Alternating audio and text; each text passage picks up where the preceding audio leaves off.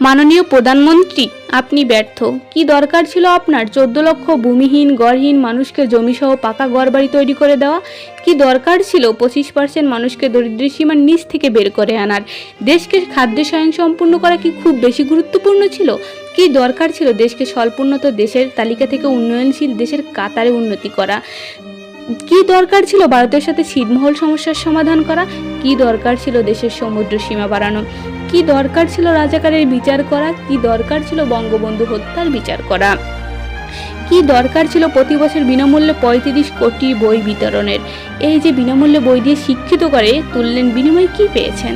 কি দরকার ছিল পদ্মা সেতু করার? কি দরকার ছিল বঙ্গবন্ধু ট্যানেল করার? কি দরকার ছিল মেট্রো রেল তৈরি করা, যেটা দিয়ে স্বচ্ছন্দে যাতায়াত করে তারাই আবার আগুন দিয়ে পুড়িয়ে ফেলে? কি দরকার ছিল নতুন নতুন সমুদ্র বন্দর তৈরি করা? কি দরকার ছিল এতগুলো নতুন নতুন পাবলিক বিশ্ববিদ্যালয় তৈরি করা? কি দরকার ছিল এতগুলো নতুন মেডিকেল কলেজ তৈরি করা? কি দরকার ছিল প্রতি বিশ্ববিদ্যালয়ের নতুন নতুন ছাত্রছাত্রীর হল তৈরি করা? কি দিয়েছে এই ছাত্ররা?